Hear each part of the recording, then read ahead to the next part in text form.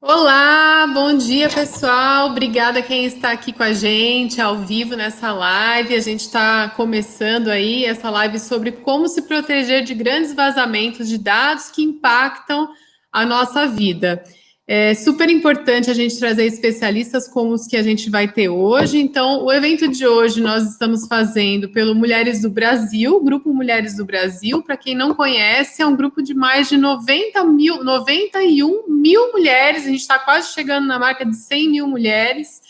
É um grupo fundado pela Luísa Helena Trajano e temos diversas frentes interessantes ali. O propósito do nosso grupo é fazer com que a mulher seja protagonista da sua história, protagonista das ações que a gente vai fazer em relação a ter um país melhor, né? Então, para quem não conhece o grupo mulheresdobrasil.org.br. Eu sou uma das líderes do Comitê Mundo Digital. A gente tem a organização deste comitê e o pessoal também do grupo do Mulheres do Brasil no Vale do Silício, Núcleo Vale do Silício. E queria agradecer aqui, antes de mais nada, o apoio da Prisma e da Olé, e também o apoio do programa CDOIQ do MIT, que está aqui conosco nessa live também. Gente, é isso. Meu nome é Juliana Burza, me apresentando aqui. Eu sou gerente de negócios do César. O César, para quem também não conhece, é um dos maiores centros de inovação do país. Fica lá no Recife, no Porto Digital. Cesar.org.br também podem procurar. E eu trabalho com transformação digital e projetos de tecnologia, design e empreendedorismo, ajudando empresas também a se desenvolver. Então, queria chamar aqui os nossos convidados. Vou começar chamando a Andréa Tomé. A Andréa é diretora de soluções de cybersecurity da Everest, líder da Women's Latam Women in Cybersecurity no Brasil. Obrigada, Andréa, por estar conosco aqui. Prazer em revê-la, Juliana. Prazer. A Caroline Rocabado também está conosco. Ela é advogada especialista em direito digital. Ela atua em compliance e privacidade na DASA e na Comissão de Direito de Inovação da ESASP. Obrigada, Caroline. Obrigada, é uma honra estar aqui. Espero que seja um ótimo evento. Obrigada, vai ser ótimo esse papo. E também o Nelson Chie, que é Head de Data Advanced Analytics e Martech da Natura, e também representante do Brasil do programa do MIT CDOIQ. Bem-vindo, Nelson. Obrigado pelo convite, é um prazer estar com vocês aqui. Legal. Gente, a gente quer aproveitar muito aqui o tempo de vocês. Eu ouvi muito esses especialistas, cada um tem uma visão, um background. E queria abrir aqui com uma notícia que muita gente deve ter visto, né? Saiu no dia 8 desse mês, que houve um vazamento de 8,4 bilhões de senhas, né, na internet. Pode ser o maior da história. Então, esse vazamento foi chamado de Rock 2021. Então, imaginem aí que mais de 8 bilhões de senhas de todo mundo está circulando em diversos fóruns de hackers na Deep Web, e agora nem tanto Deep.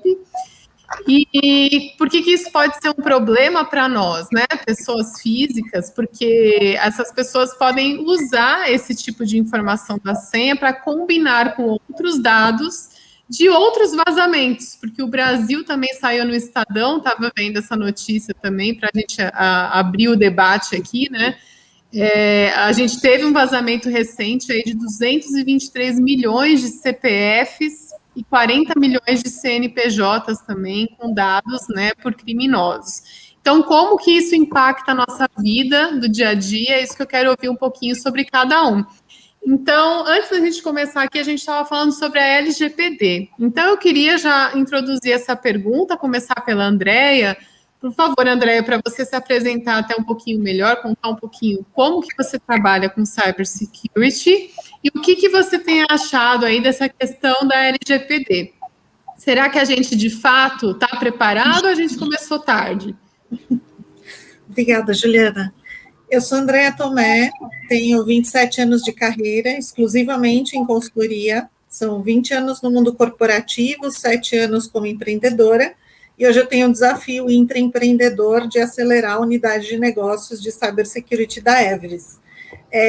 Trabalho com gestão de segurança da informação desde que entrei no mercado, né? Não foi por opção.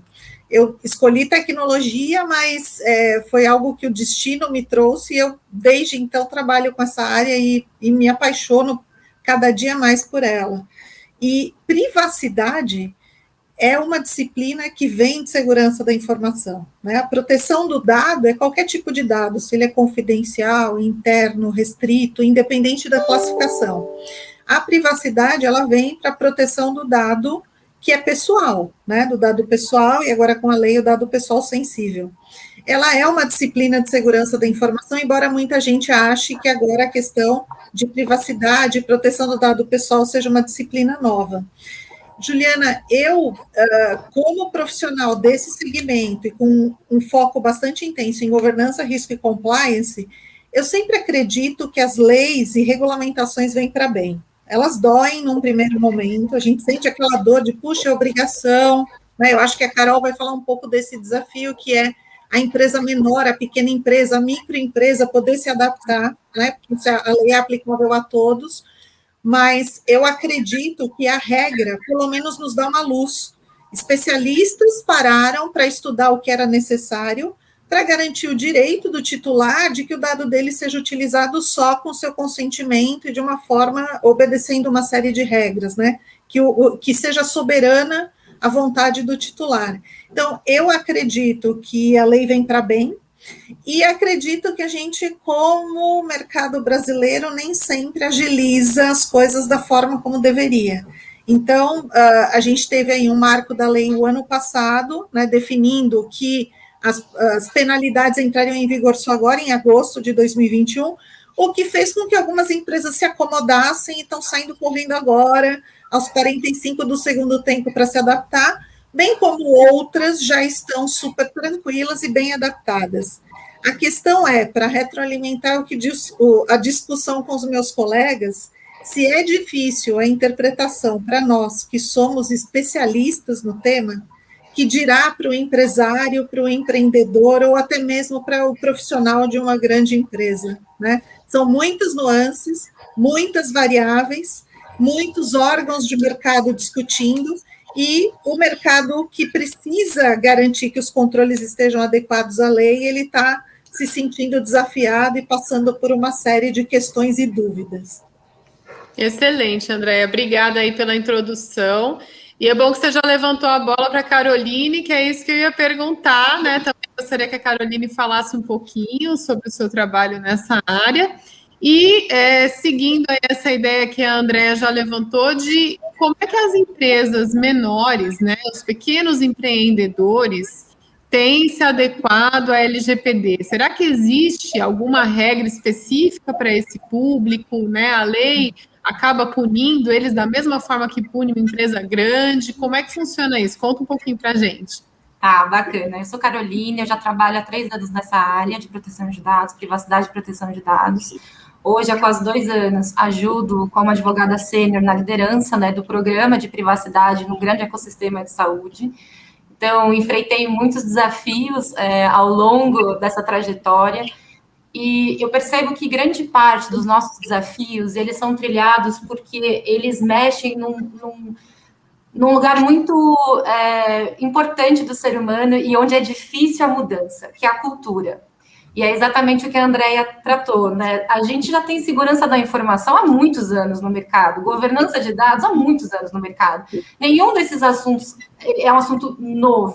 O Marco Civil da Internet, a nossa Constituição, a gente já tem questões de proteção de dados e privacidade há muitos anos.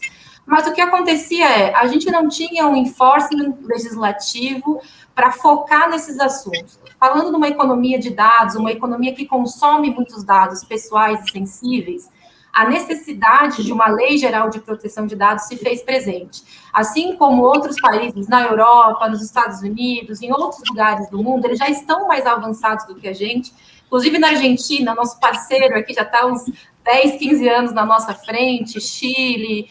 Então, a gente tem que pensar, não é um movimento que veio punir empresas no Brasil. Eu acho que esse é o primeiro ponto. É um movimento que veio mudar a dinâmica e o mindset como as empresas tratam os dados das pessoas. Como as empresas se posicionam com transparência em relação aos dados que elas tratam das pessoas. E esse é o grande objetivo da empresa, dessa legislação, perdão, com que as empresas consigam olhar para dentro dos seus negócios e não só com fins econômicos, mas pensando como eu trato os dados dentro da minha empresa, quais são os mecanismos de segurança que eu possuo, qual a governança de dado que eu tenho em relação a esse dado, para que eu consiga comunicar ao meu público, eu consiga comunicar aos titulares dos dados essa transparência. Você não consegue dar transparência do que você não conhece. E isso eu acho que é um ponto muito importante. Por que muitas empresas estão hoje patinando mesmo no tema? Porque olharam para macroprocessos, não entraram nos dados que envolvem as operações. Então, coletam excessivamente ou não descartam adequadamente, não colocam o ciclo de vida dos dados, e aí, quando vem uma legislação que te força, você tem que ter uma governança sobre esses dados, é algo que vem falado há muito tempo, para eficiência de processos, para melhoria, produtividade, eficiências. Muitas empresas que já estavam com esse olhar têm muito mais facilidade de implementar esses controles técnicos, administrativos e operacionais. Mas um grande ponto importante é a conscientização, porque tem uma frase da coalizão de redes do projeto que fala: os seus dados são você. Então, é você no seu avatar digital ou no físico, é sobre você. E no final do dia, você como empresa, a maneira como você trata os seus dados pessoais quando você compra um produto, um serviço, vai ser muito parecida como você entrega na sua empresa. Se você não está exercitando essa cultura dentro da sua vida, com a sua família, com seus dados, com seus filhos, nas suas relações pessoais, profissionais, dificilmente você vai conseguir que essa cultura seja vista na sua empresa, seja pequena, meia, média ou grande organização. E aí, falando sobre a Lei Geral de Proteção de Dados, né? Hoje, como é que está funcionando no mercado? Nós temos ainda uma grande zona cinzenta em relação à Lei Geral de Proteção de Dados. Então, é muito importante entender que nós não temos regramentos específicos para pequenas e médias empresas ou startups.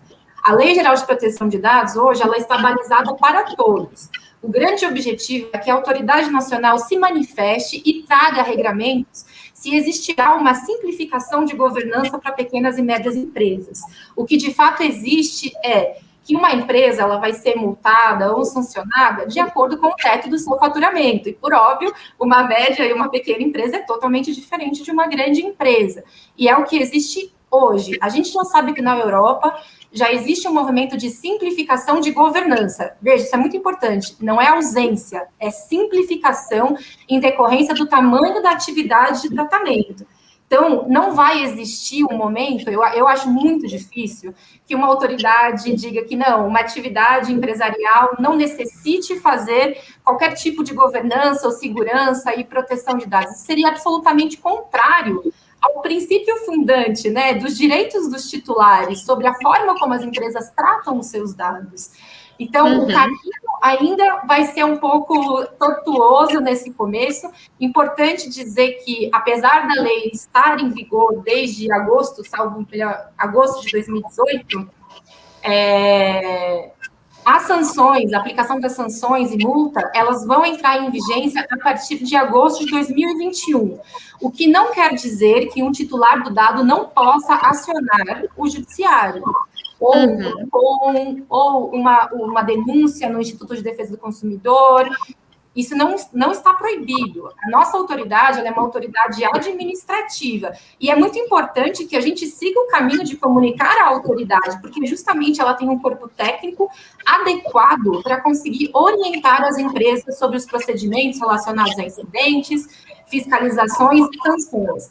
Todas as vezes em que a gente judicializa paralelamente, a gente deixa de fortalecer o crescimento da nossa autoridade. E é muito importante que a gente tenha uma autoridade robusta para nos auxiliar.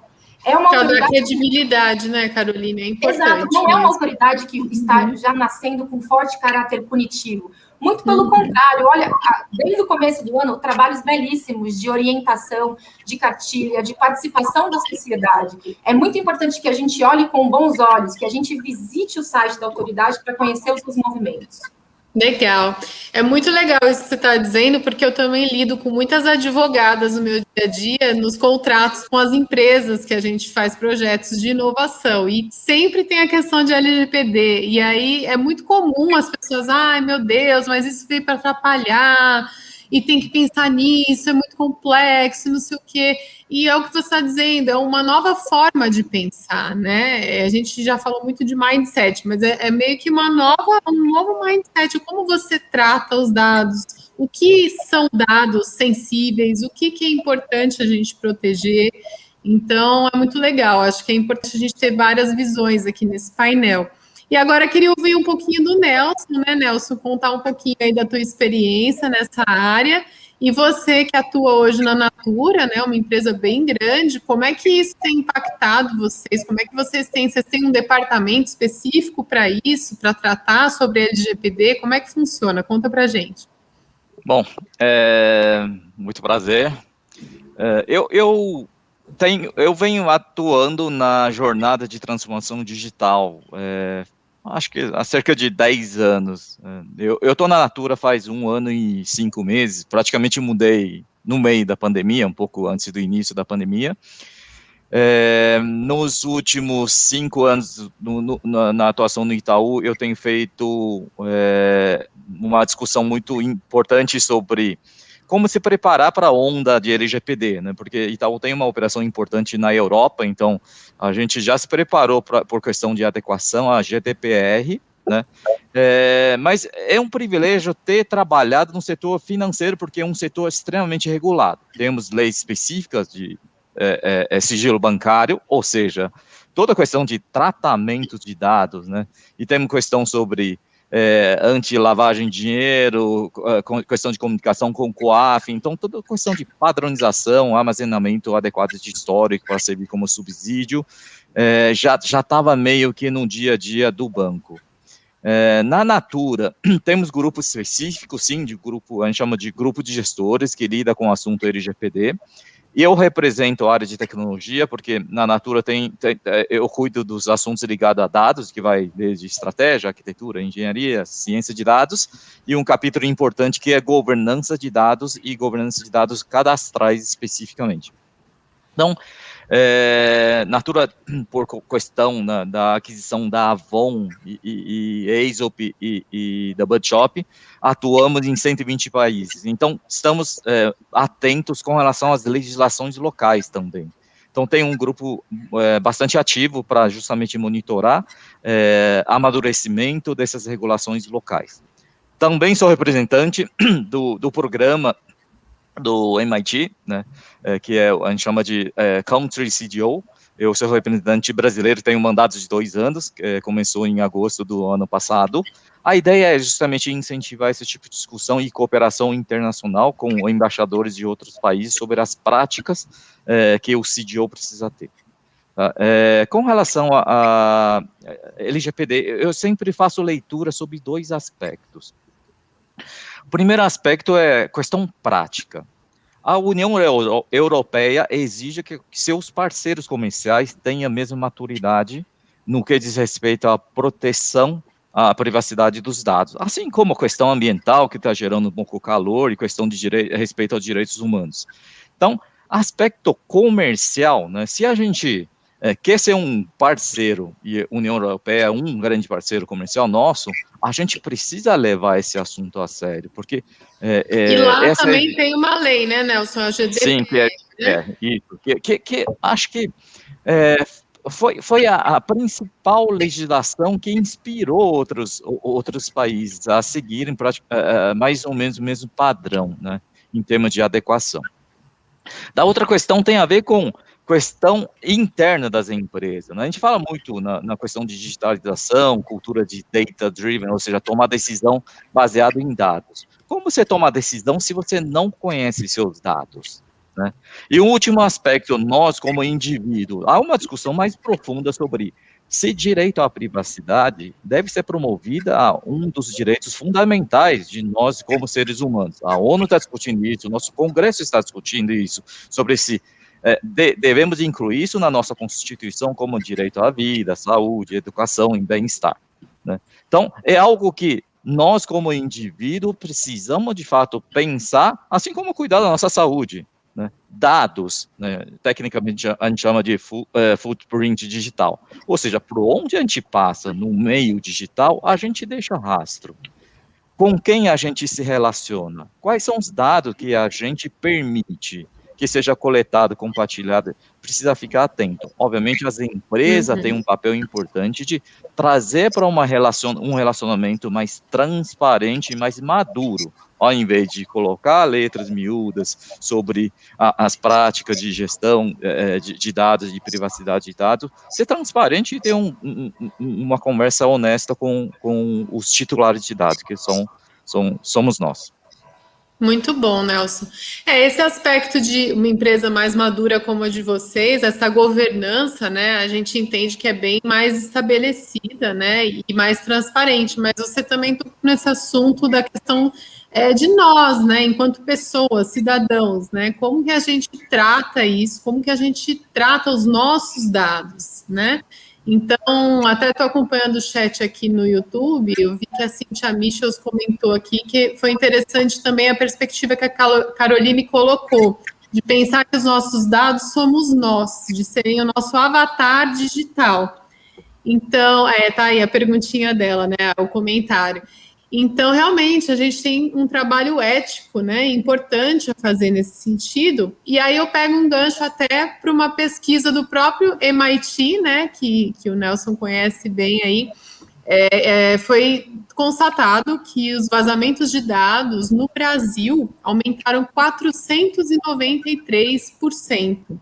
Saiu essa matéria aqui no Você S.A., então, falando disso, né, que os dados hoje é o commodity mais desejado na era digital, né? A gente já ouviu falar também que os dados são o novo petróleo, né? Porque vale muito, né? Às vezes a gente não tem essa dimensão do poder de quanto custa você ter, né? E quanto vale você ter aí um bom banco de dados e as implicações que você tem em relação a isso. Então, trazendo um pouquinho mais, né, para a nossa vida, no nosso dia a dia, pensando nas pessoas que estão nos assistindo, vou voltar a palavra aí para a Andréia.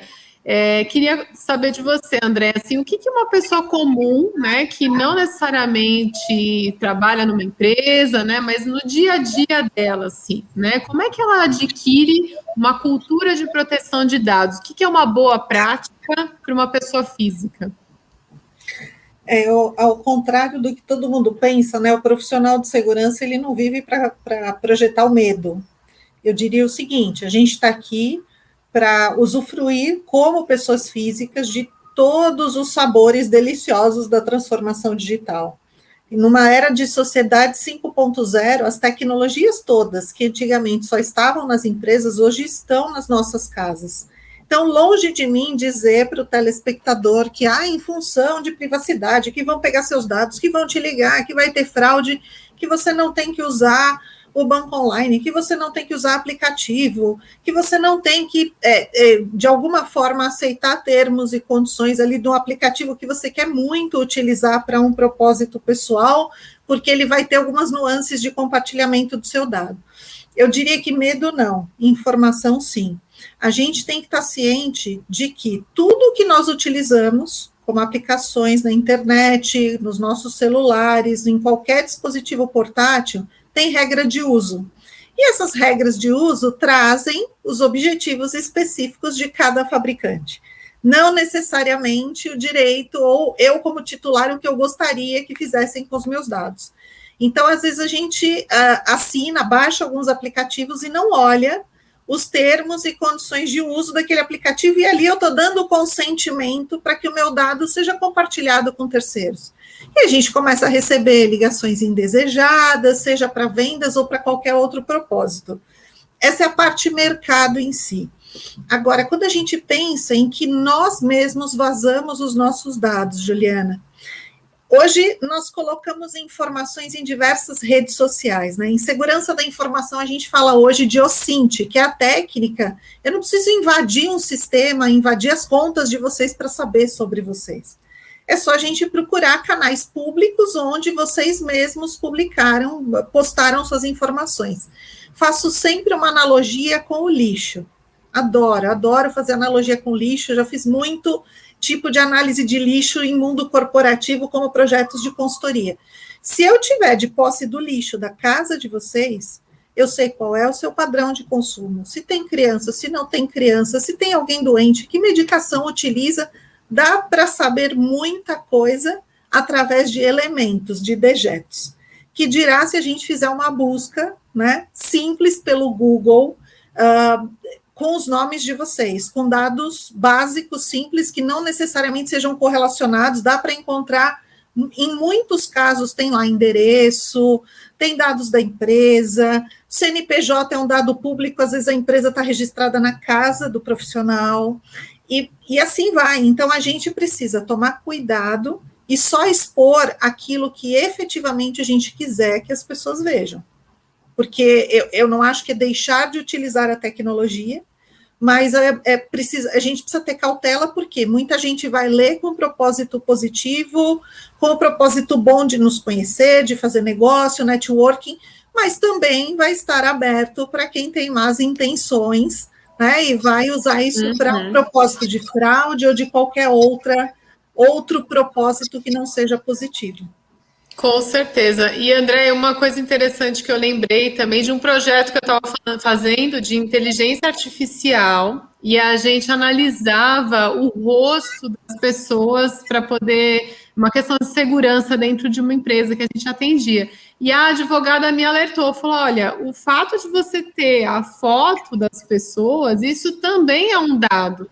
Né? Até a voz da pessoa também é um dado, não é só o dado escrito, né? Excelente. É informação, gente. Não importa o meio ou o canal. É informação falada, escrita, pode estar no meio físico, pode estar no meio eletrônico, né? Hoje, a biometria, né, o fato de você medir, a gente já deve ter visto na mídia alguns projetos que tiveram problema para ser aprovados, porque é uma empresa que quer utilizar a biometria num canal público, sem o consentimento das pessoas, e agora com a LGPD, e aqui só para finalizar, porque eu estou curiosa para ouvir o Nelson e a Caroline, mas assim, leis de privacidade, a gente chegou super tarde. A primeira lei que eu estudei foi a lei inglesa, o Data Protection Act.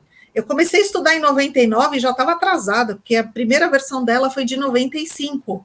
Então, a gente tem alguns países no mundo que já olhavam para a privacidade muito antes dessa história toda, e que hoje a gente acaba, depois, né, de estar atrasado, você acaba tendo o privilégio de ir lá e tomar o conceito de uma LGPD como base. Esse acaba sendo o benefício, vai dos menores, dos males o menor. Mas eu queria ouvir meus colegas aí, Ju, passo a palavra. Sim, com certeza.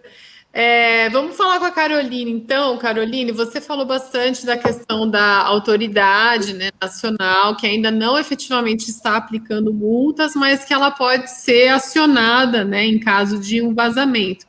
Aí uma dúvida que eu imagino que outras pessoas tenham, né? Se houve um vazamento, né, de algum dado meu que eu tenha passado para uma empresa, como é que eu posso conduzir como pessoa física uma denúncia? Existe um canal pelo site, ou eu tenho que constituir um advogado como você para poder me ajudar nesse processo, ou é uma coisa mais simplificada?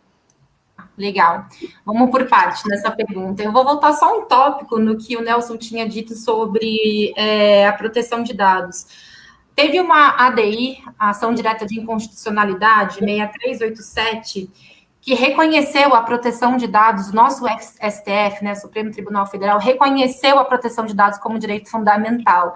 E aí, eu até estava procurando aqui essa decisão, e é muito importante, justamente para trazer a questão da autodeterminação informativa, né? O direito à autodeterminação informativa, que é exatamente com que quando a gente está falando de privacidade, é muito mais uma liberdade negativa, o que eu quero ocultar e que outras pessoas não acessem essa informação porque está dentro do meu íntimo. Quando eu estou falando de proteção de dados, eu estou falando de uma liberdade positiva. Para ter uma vivência social, eu preciso que as empresas me mostrem como a regra do jogo. Eu quero comprar no seu e-commerce, mas qual que é a regra do jogo do seu e-commerce, né? Trazendo o que a Andrea trouxe. O que você vai compartilhar? O que você vai fazer? Como é o seu aviso de privacidade ou política de privacidade? Como são os termos de uso da sua plataforma? Então, você precisa, para eu jogar esse jogo, de querer comprar na sua empresa, de querer usufruir do seu negócio, você precisa me contar como você joga, quais são as regras do jogo. Acho que esse é um ponto importante. E dentro dessa decisão, foi muito legal, porque o STF trouxe que inexiste dados neutros ou insignificantes passíveis, né, de compartilhamento irrestrito ou tratamento inexplícito e ilimitado. Isso, normalmente, é o que a gente está trazendo sobre a autodeterminação informativa, que é o titular está no centro dessa relação. É um novo paradigma, né?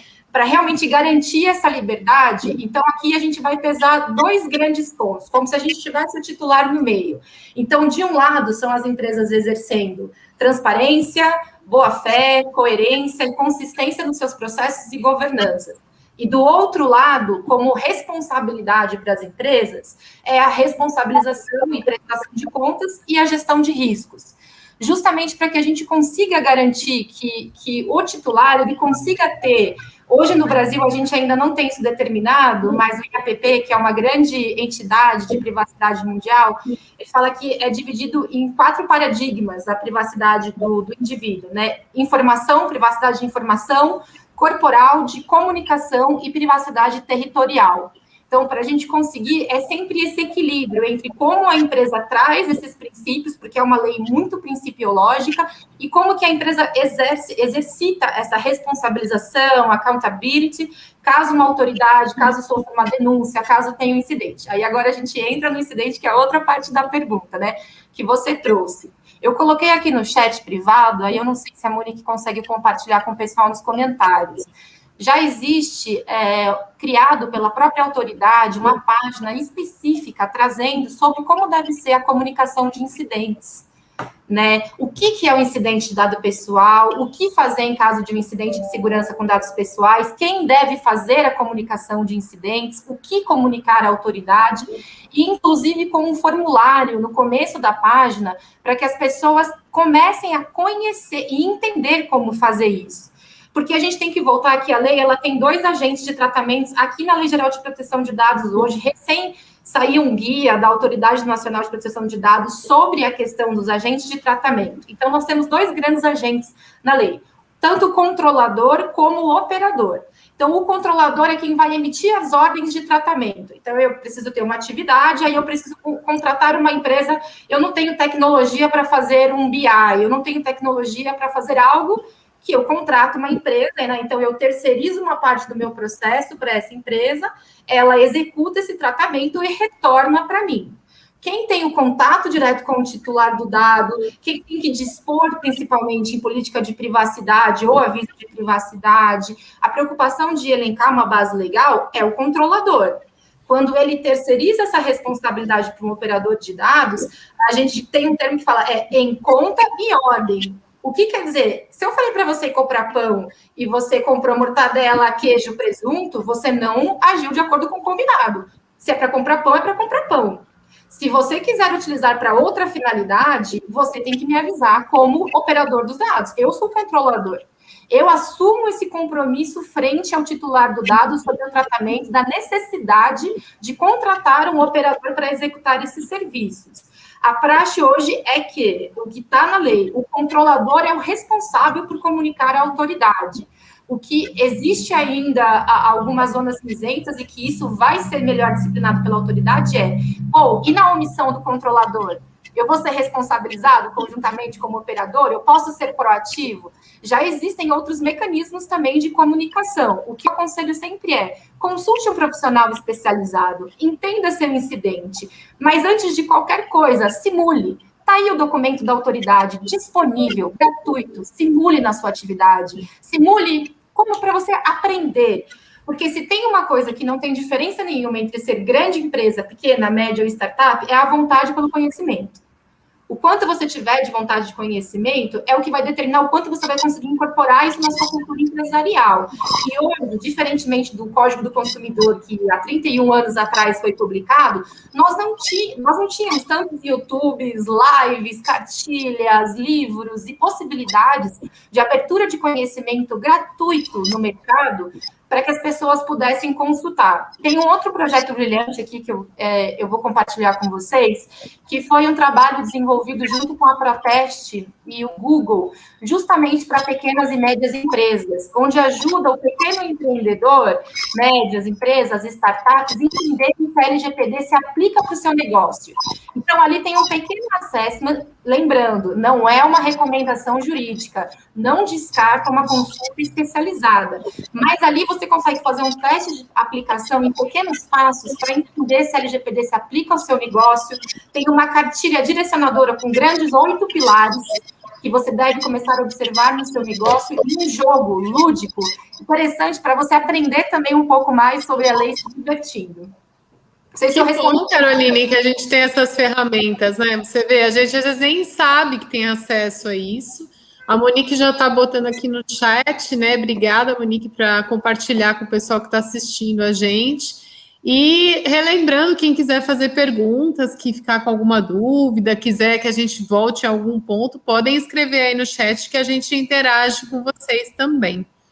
E aí, queria passar a palavra para o Nelson, puxando um ponto que a Caroline comentou também, que eu acho importante a gente tentar entender na ótica aí também tua, Nelson, e da empresa onde você atua, essa questão da corresponsabilidade, né, do tratamento dos dados. Como é que funciona isso numa empresa tão grande quanto a Natura e as outras que você participou também, né? Quando a gente sabe muitas vezes que a empresa contrata, né, um fornecedor para fazer um projeto. No meu caso, lá no César, quando eu faço um projeto de inovação, às vezes eu faço um screening com startups, e aí eu preciso abrir uma chamada pública e captar os dados dessas pessoas que vão participar do projeto.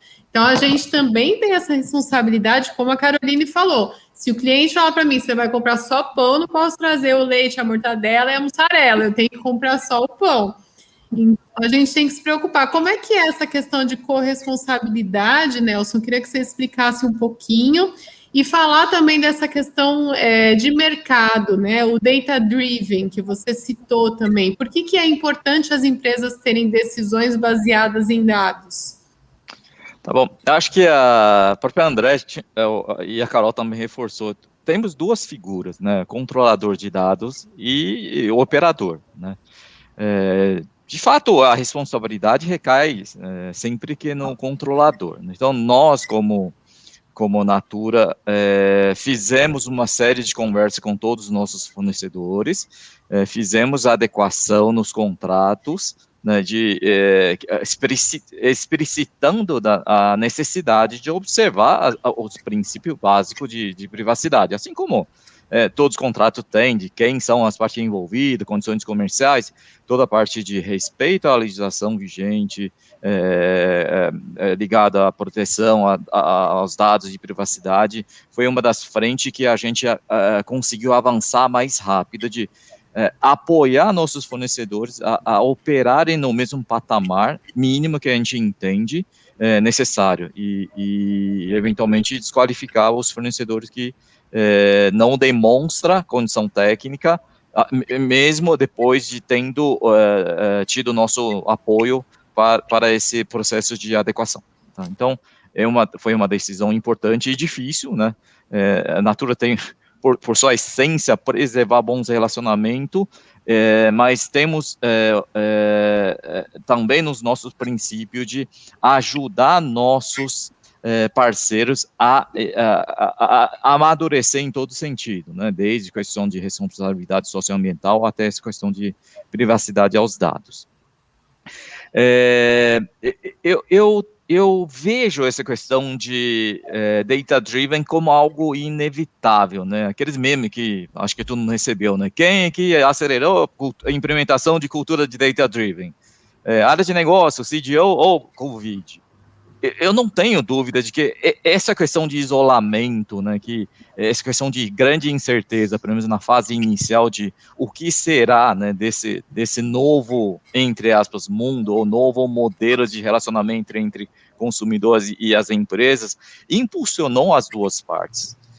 As empresas, por questão de sobrevivência, né, acelerar toda a entrega de ativos digitais, que muitas das vezes está em fase de planejamento, etc. Tal, mas passou a ser uma questão de sobrevivência. Pensa no nosso modelo de venda, né? Tinha aquele modelo clássico de venda direta, as consultoras iam nas casas, oferecendo revista, etc. Tal, batendo aquele papo gostoso sobre questão ligada ao bem-estar e beleza. O Covid impediu a gente a operar nesse modelo, praticamente de um dia para o outro, né? Mas sabemos da responsabilidade do nosso negócio em prover o mínimo de sustento para esse contingente. Então, a gente acelerou muito essa questão de implementação de canais e soluções digitais. Isso começa a trazer uma outra, a contrapartida de os dados, o que eu faço com os dados coletados de forma responsável, e como eu devolvo isso, seja para gestor de negócio, seja para nosso consumidor final, consultora, para converter em melhor experiência de uso dos nossos ativos digitais ou na oferta dos nossos produtos. Então, a gente teve que se reinventar como equipe de dados, de ciência de dados também, a partir desse conjunto de dados que a gente conseguiu coletar, e entender melhor como a gente auxilia as consultoras para que se acessem melhor e abordem da forma mais adequada possível aos consumidores finais via nossos meios digitais, porque exige uma mudança de comportamento grande, né? Outro ponto nós como consumidores, né? Se alguém tinha dúvida de questão da necessidade ou praticidade de você fazer uma compra online, o isolamento também acelerou essa questão de, talvez mais por questão de medo de sair, eu comecei a adotar outras práticas. Isso começa a implicar em mudança de hábito, de tomar cuidado com os dados que eu compartilho, etc. Eu falo assim, tanto governança de dados, privacidade ou segurança de dados, é como se a gente, é como se fosse criar um estilo de vida, pensando num estilo de vida saudável. Quando que eu começo o exercício? Quando que eu começo a reavaliar o que meus hábitos de alimentação, né? Todo dia é um dia para você refletir, né? Isso não tem uma questão de investimento que a Andréa falou um pouco. Hoje barateou muito, né? Pensa de novo na analogia. Eu não preciso frequentar uma grande academia, ter um personal trainer famoso, para eu manter minimamente uma vida saudável. A questão de privacidade e governança é a mesma coisa. São pequenas boas práticas que eu preciso cuidar, né, aculturar dentro da minha empresa todos os dias, para que esses pequenos esforços em curto, médio prazo traz um retorno adequado no sentido de privacidade e proteção. E tomar decisão baseada em dados, no cenário atual, né, de omnichannel, ou seja, tenho vários canais de venda, de comunicação, tornou-se vital, porque eu preciso ter uma visão 360 dos nossos consumidores, né? Quem é a pessoa, né? E como faço integração desses dados, e a partir daí eu consigo formar uma visão mais precisa sobre essas pessoas, né? Não tão invasiva, mas com o objetivo de eu poder prestar um serviço mais adequado a cada um dos perfis. Então, para nós que lidamos ao redor do mundo com 200 milhões de consumidores, isso passa a ser vital, para a gente entender a dinâmica de cada mercado, peculiaridade de cada cultura. Usar dados para isso é fundamental, porque não dá para sair entrevistando os consumidores mundo afora. Legal, Nelson. Complementando aqui o que você está dizendo, essa questão de captar os dados, né, dos consumidores e usar de uma forma responsável, consciente, tem até um comentário aqui no nosso chat do YouTube, da Felícia, falando como que é feita a triagem desses dados quando a pessoa compartilha esse dado, né? Existe uma forma de você diferenciar, olha, estes dados eu vou usar para uma empresa tal, para finalidade tal, esses dados aqui eu vou usar para tal empresa e para tal finalidade. Quando a pessoa vai compartilhar, né, os seus dados, seja no aplicativo, seja numa promoção, seja num ambiente que ela vai comprar online, no e-commerce, é avisado para esse consumidor, né? No caso, vamos dizer, um exemplo da Natura. Aí, se eu for comprar no site da Natura e eu tiver que dar algumas informações, né, sobre a minha pessoa, é avisado para que aquilo vai servir? Como funciona isso? Temos duas informações fundamentais, né? Os dados coletados, finalidade de uso. Né? Obviamente, tem uma questão de legítimo interesse, né? Por exemplo, né? Endereço de entrega. Eu não tenho como prestar serviço de entrega sem eu coletar endereço. Né? Então, nesse sentido, coletar endereço, eu não preciso avisar que eu estou coletando o endereço para fazer uma entrega.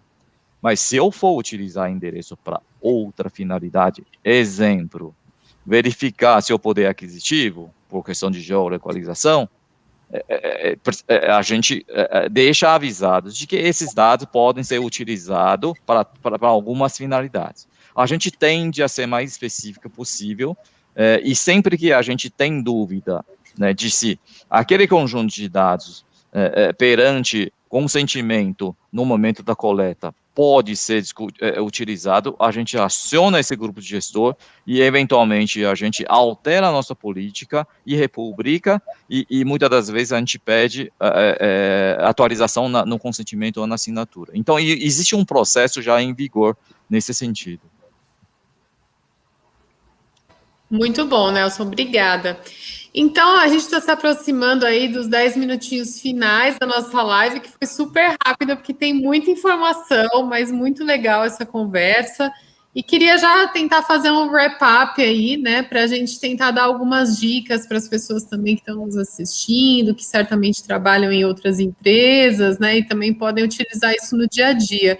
Então, começando aí com a Andréia, né, para a gente fazer um fechamento aí do assunto, Andréia, queria saber, assim, quais são os principais desafios, né, como você tem a consultoria, né, e ajuda as empresas nessa jornada, quais são os principais desafios que as empresas têm enfrentado aí nessa adequação e o que elas podem fazer para se preparar para tudo que vai acontecer a partir de agosto, efetivamente, né?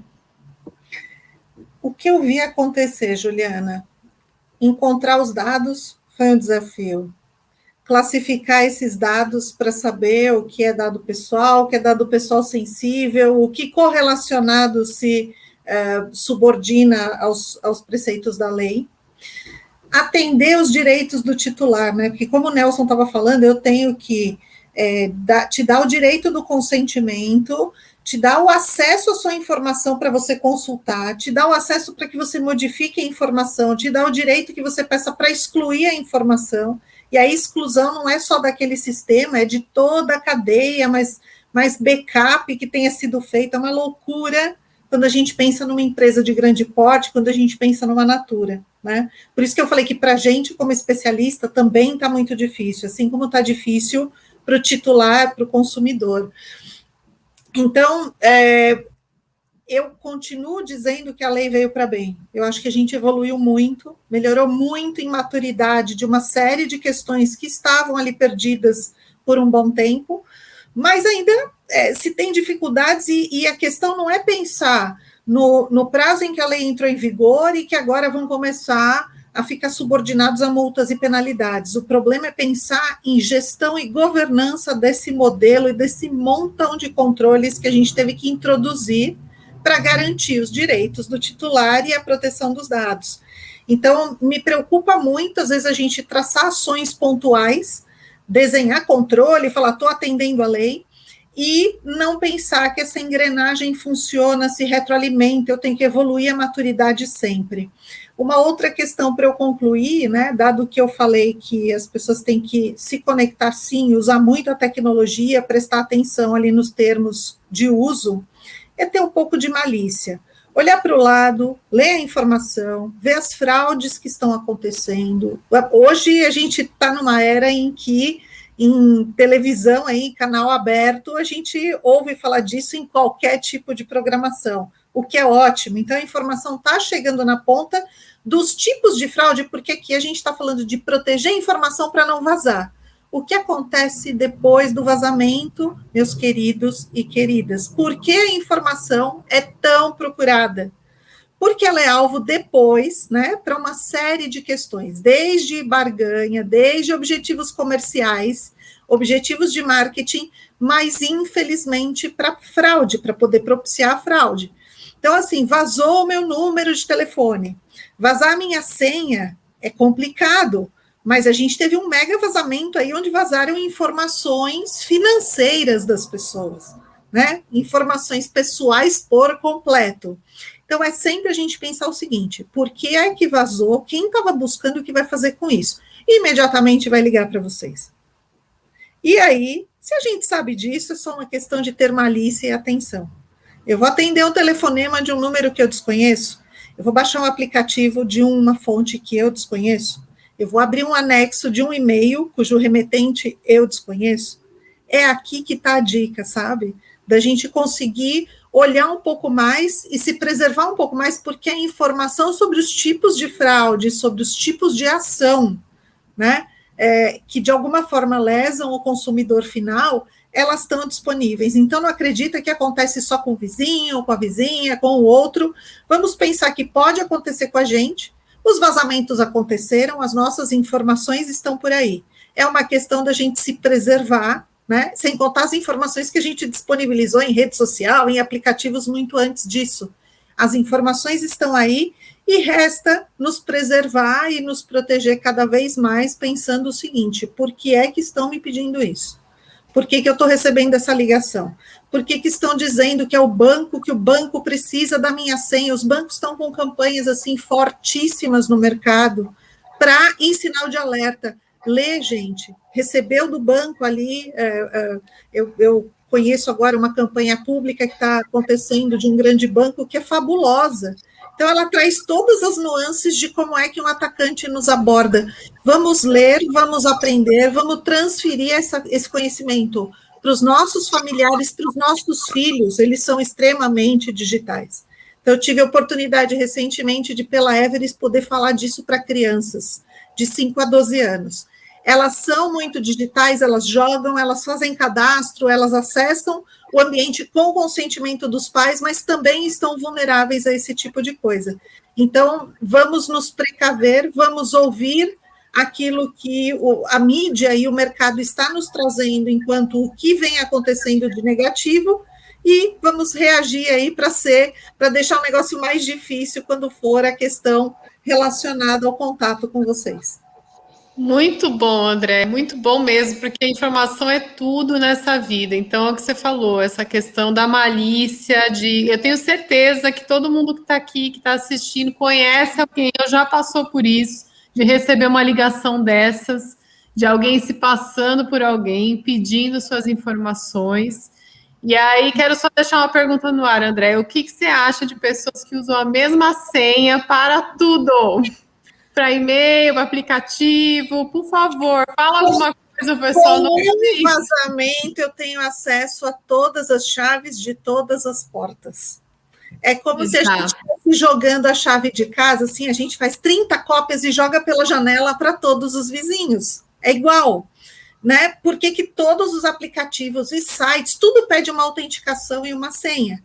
É para te identificar. A identificação é o meu documento, é como a minha biometria, é algo que me identifica. E aí, com um vazamentozinho de um dos sites, todo atacante sabe que isso é uma prática do ser humano. Eu tenho uma preguicinha básica de ficar tendo criatividade para compor as minhas senhas, então, imediatamente, ele vai pegar aquela senha que vazou e vai testar em N outros sites, talvez com êxito em algum, onde ele possa fazer uma compra indevida, onde ele possa acessar diretamente o cartão de crédito, seja lá o que for, Juliana. Então, gente, fica a dica aí, vamos ficar ligado e ter essa sabedoria, como a Andréa falou, muito bem. E, Caroline, o que você acha, assim, fazendo um wrap-up, né, se você puder complementar essa questão, como que as pessoas podem se preparar para essa nova realidade, o que é importante a gente não esquecer no nosso dia a dia, para que a gente tenha uma relação saudável e entenda que os nossos dados têm valor e por isso que a gente precisa protegê-los. Acho que a Andrea me deixou com poucas falas, né? Porque ela cobriu bastante coisas. Mas, assim, eu acho que o complemento que a Andrea falou, e eu falo isso muito dentro da empresa, né? Que toda a sua preguiça e desatenção é uma grande janela de oportunidade para quem não tem preguiça e desatenção. Então, são duas coisas que se retroalimentam. Então, você está no meio dessa decisão. Quanto que você quer ser proativo ou depois reativo, né? Ou até ter que ações corretivas, porque abriu realmente uma janela de oportunidade para pessoas mal intencionadas na utilização de seus dados. Eu acho que um ponto importante é a gente entender que, instintivamente, nós somos seres humanos que sempre aprendemos a nos defender de ameaças muito presentes, muito visíveis, né? A nossa trajetória na natureza, então era tangível a nossa proteção. A gente estava buscando maneiras de como é que eu me escondo, aonde que eu vou, que arma que eu vou utilizar. A partir do momento em que eu entro no mundo digital, as minhas defesas devem mudar.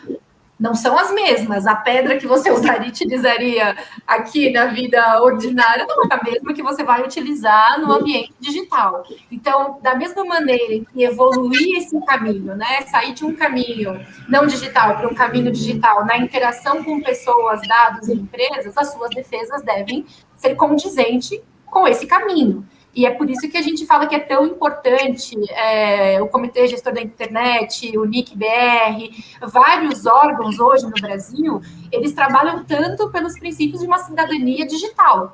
Se a gente quer um Brasil exponencial, tecnológico e competitivo nesse sentido, o nosso papel, a nossa cidadania digital, ela deve ser ativa. Se a gente não está mais na fase da escola, não vai ter escola que vai vir nos ensinar como fazer. Nós temos que ir atrás das escolas que estão ensinando esses conhecimentos. No fim do dia, é o tamanho da nossa curiosidade e vontade de ter uma vida mais segura, de conseguir utilizar os mecanismos, né, digitais, plataformas, serviços, de uma forma mais segura. Ninguém vai fazer isso por você.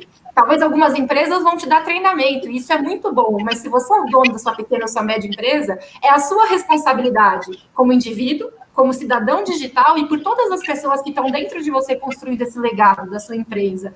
Você tem que assumir, se empoderar desse papel, da sua responsabilidade nesse processo, de auxiliar essa cultura a ser viva, porque a gente não está falando de uma legislação que é ruim os negócios. Ela é uma boa lei, ela é boa para os negócios. Se a gente não olhar com os bons olhos, mais difícil vai ser a nossa caminhada de aprendizagem. Então, a partir dessa evolução, a gente vai conseguir receber capital estrangeiro, ter boas relações entre as organizações no compartilhamento dos dados, ter uma boa relação de transparência com os dados e preparar o Brasil para essa nova fase de tecnologia exponencial. A gente está em vias de receber 5G.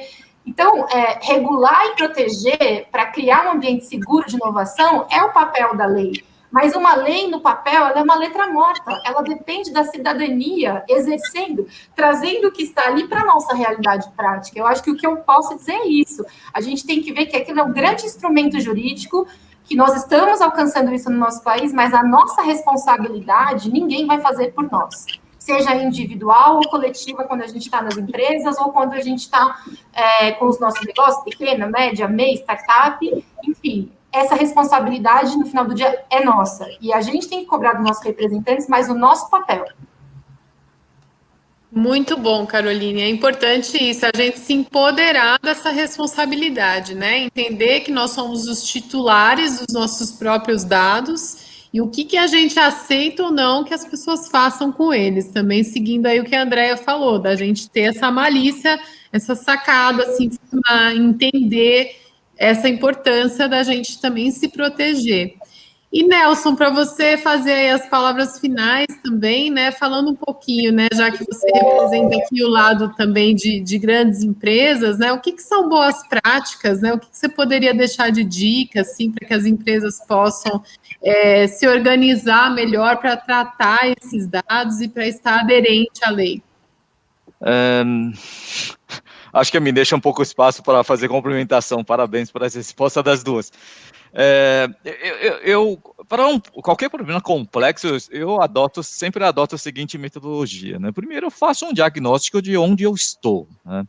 E depois, segundo passo é criar um processo para estancar o problema. Mas eu posso não saber exatamente o tamanho, mas a partir do momento que eu defino um novo processo e eu sigo rigorosamente, o tamanho do legado passa a ser definido. Ainda não sei qual é o tamanho, mas vou descobrir.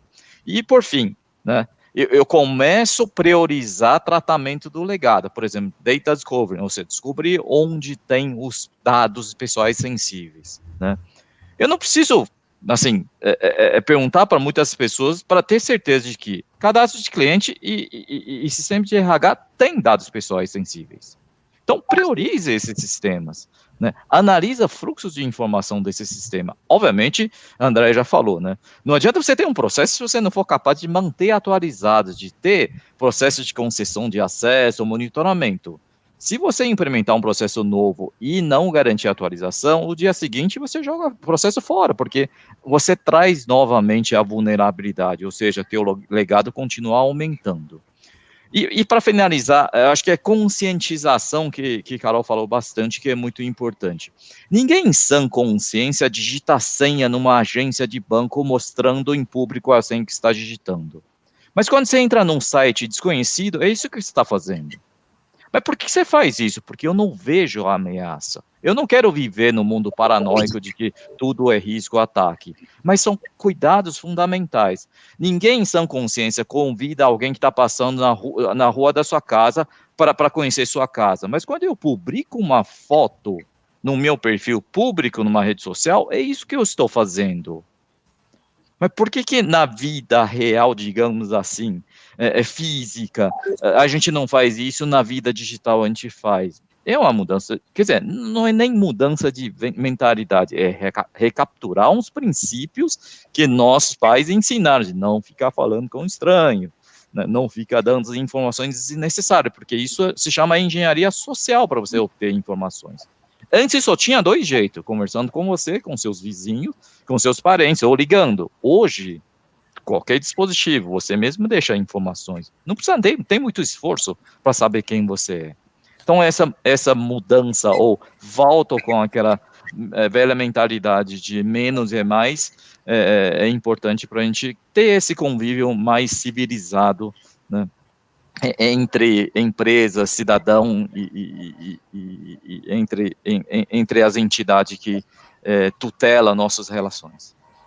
Nossa, excelente, Nelson. E um bom ponto aí, né? Que a gente esquece, às vezes, que as redes sociais, elas falam por si só.